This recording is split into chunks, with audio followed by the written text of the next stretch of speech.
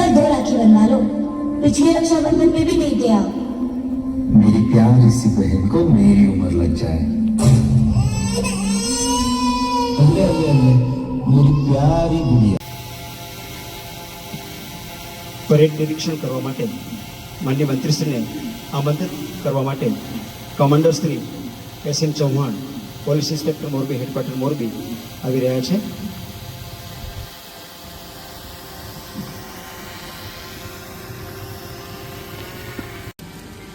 નમસ્કાર। નડિયાદ તળિયારે ઘડિયાળની વૈશ્વિક ઓળખ ધરાવતો આપણો મોરબી જિલ્લો સ્વતંત્ર પર્વના ઉલ્લાસ અને ઉમંગથી ઝૂમી રહ્યો છે। એવા સમયે મોરબી જિલ્લામાં માળિયા તાલુકાના મોટા દહીસરા ખાતે સ્વતંત્ર પર્વમાં ઉપસ્થિત તમામ મહાનુભાવો, જિલ્લાના પદાધિકારીશ્રીઓ, સુરક્ષા દળના અધિકારીઓ અને જવાનો, કર્મિષ્ઠ સરકારી અધિકારીઓ, કર્મચારીઓ, મીડિયાના મિત્રો, વાલા વિદ્યાર્થીઓ તેમજ મોરબી જિલ્લાના મારા વહાલા નાગરિક ભાઈઓ અને બહેનો, આપ સૌને 80મા સ્વતંત્ર પર્વની હાર્દિક શુભકામનાઓ પાઠવું છું। આજનો દિવસ માત્ર કેલેન્ડરની કોઈ તારીખ નથી, પરંતુ દેશ માટે પ્રાણ ન્યોછાવર કરનારા અગણિત અમર શહીદોના ત્યાગ, સમર્પણ અને તપસ્યાથી સુવર્ણ અક્ષરે લખાયેલો અમર દિવસ છે। આજે જ્યારે આપણો તિરંગો આકાશની બુલંદીઓને સ્પર્શી રહ્યો છે, ત્યારે આપણું હૃદય પણ રાષ્ટ્રપ્રેમ અને ગૌરવની લાગણીથી ભરાઈ જાય એ સ્વાભાવિક છે। વીરોએ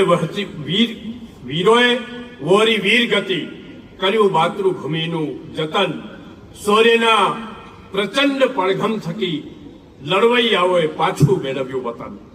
ખમીરવંતી આ ધરા કાજે જેમણે હસતા મુખે દીધું જીવન, એ અમર શહીદ જવાનોને આજે હૃદયથી કોટી કોટી વંદન। રાષ્ટ્રપિતા મહાત્મા ગાંધી, સરદાર વલ્લભભાઈ પટેલ, નેતાજી સુભાષચંદ્ર બોઝ, શહીદ ભગતસિંહ, ચંદ્રશેખર આઝાદ અને દેશના ખૂણે ખૂણેથી આઝાદીની ચળવળમાં ઝંપલાવનારા તમામ નામી અનામી સ્વતંત્ર સેનાનીઓને પણ હું મોરબીના માળિયાની આ વિશિષ્ટ ભૂમિ પરથી સાચા હૃદયથી કોટી કોટી વંદન કરું છું। મિત્રો, મોરબી જિલ્લાની ભૂમિ એ માત્ર એક ભૌગોલિક વિસ્તાર નથી, પણ એ પરિશ્રમ, ખુમારી અને પુનરુત્થાનનું ઉદાહરણ છે। મોરબીએ સમયના અનેક સંકટ જોયા છે, પરંતુ અહીંના નાગરિકોની અદમ્ય ઈચ્છા શક્તિએ દર વખતે મોરબીને પહેલા કરતા પણ વધુ મજબૂત બનાવીને ઊભું કર્યું છે। આજે મોરબી વિશ્વના નકશા પર તેની ઉદ્યોગ સાહસિકતા માટે ઓળખાય છે।